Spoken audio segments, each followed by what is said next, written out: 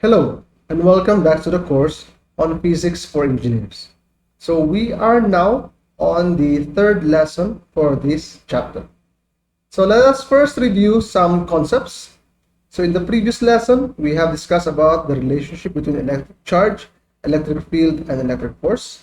And we also have discussed about how to calculate the electric field and electric force by virtue of Coulomb's law. So for electric field, it's just kq over r squared. For electric force, it's just kq1, q2 over r squared. So this is the electric field of a point charge. This is the force between 2 point charges q1 and q2 and separated by a distance r. So for this lesson, we will be discussing an alternative to Coulomb's law in calculating the electric field. And this is very practical for continuous charge distribution. So this technique or this law is called Gauss law.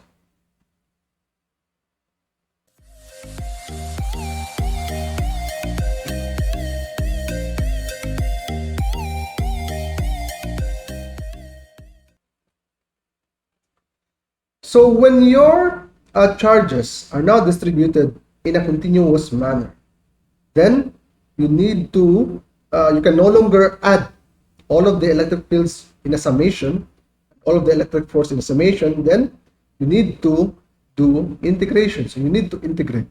So you now have every differential charge will have a differential electric field, and you need to integrate all of those differential electric field.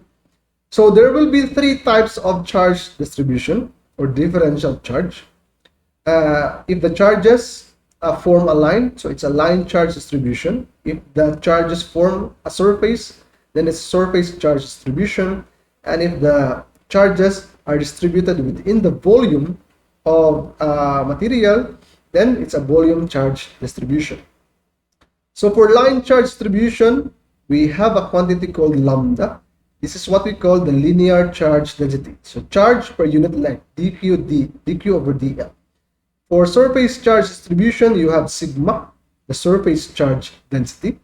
So how much charge is distributed in that area, and you can calculate that by taking the ratio of the differential charge and the differential area, or charge per unit area. And lastly, volume charge distribution. So charge per unit volume. So you have volume charge density rho. So from here you can see that dq is just lambda dl, cross multiply dl, and dq here is sigma dA, and dq here is rho dv. So you use these different values of the differential charge dq in this integral here so that you can find the total electric field. But there is a shortcut to that, and that is given by Gauss law. So it's for calculating the electric field for continuous charge distribution. So for example, you have a charge distribution here. The dots, the black dots here are assumed to be charges, but you can no longer distinguish them from each other. So this is just a sample. So what is the electric field now of this charge distribution? So in Gauss law, you need to enclose the whole distribution in a surface, and we call this surface a Gaussian surface. So if your distribution is a sphere, then how do you enclose a sphere? You enclose it with another sphere. So if your distribution is a line, how do you enclose a line? So use a cylinder. Okay, so the area vector of any surface is just the direction of the area vector of any surface is just perpendicular to any surface. And in this case, if we assume that the charges distributed here are positive charges, then it's radially outward. So this is the direction of the electric field that is flowing out of the surface, and this is the direction of the area vector. So this is now the total electric flux of a charge distribution. So flux is just like a measure of how much the electric field flows through the Gaussian surface. But take note, we are in electrostatics. The electric field here are not actually moving. They are static actually. So they're not actually flowing. So that's why I'm using air quotes. So to say that it's not actually flowing. So this is what we call the quantity called the integral of E dot dA, the total integral of E dot dA, is the total electric flux of a charge distribution. And from Gauss law, this is actually Gauss law. You can find the total electric flux if you know the charge enclosed, and you just divide it by the constant epsilon naught, which is just the permittivity of free space. That's all. So dA here is just the area of your differential area of your Gaussian surface. Of course, E is the electric field. So this is a dot product, meaning A dot B is AB cosine theta. So if you want to take the magnitude of E dA cosine theta. Okay, so epsilon naught is just this value, 8.854 times 10 to the negative 12 coulomb squared per Newton meter squared. So aside from solving for the electric field, if the electric field, if it's the reverse, the electric field is given, then you can know how much charge is inside a Gaussian surface. You can know the charge inside your enclosed by your Gaussian surface. Okay, let's go directly to an example. So this is a line charge distribution, and they have a linear charge density lambda. So charges are distributed uniformly along a very long line. What is the electric field? A perpendicular distance S from the line charge. Perpendicular distance S meaning that is 90 degrees.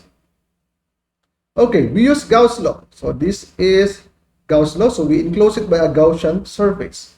And the surface that we need so that we can enclose a line charge is a cylinder. So a cylinder has three areas. The upper cup, the lower cup, and the sides of the cylinder. The area is outwards, or the differential area vector is outwards. Now, if we assume that this is an electric field, so it means that the electric field of this line charge will also be outward. So that will also be the direction of the electric field. Now, if you use Gauss law, the circle in the integral here means the closed surface integral. So you integrate over all the surfaces. So you integrate over the side of the cylinder and the cup of the cylinder, which is a circle. But the cup of the cylinder, this area here, will not contribute because the electric field is in that direction and the dA is in that direction. So if you'll notice that this dA here and this dA here are perpendicular to the electric field, meaning this is a dot product. This EDA cosine theta, cosine of 90 degrees is 0. So these two areas will no longer contribute, and the only area that will contribute is just the body of the cylinder.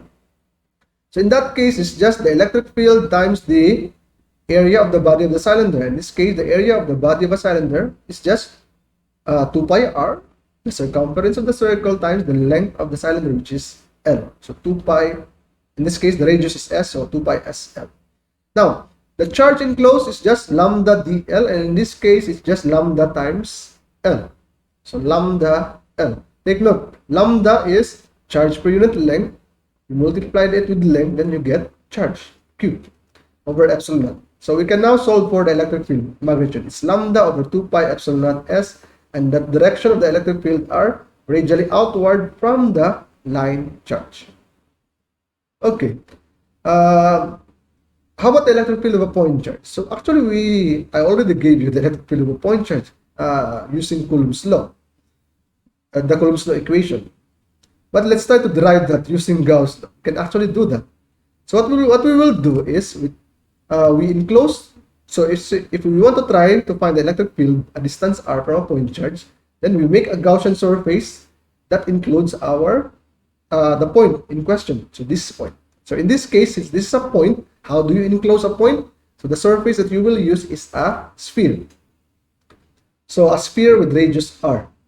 So use Gauss law again, and again it just reduces to E times A. So electric field times the area of surface area. Take note, this is surface area of a sphere. The surface area of a sphere is 4 pi r squared. And the total charge, the charge enclosed by our surface is charge Q. This is the charge enclosed by our surface, Q.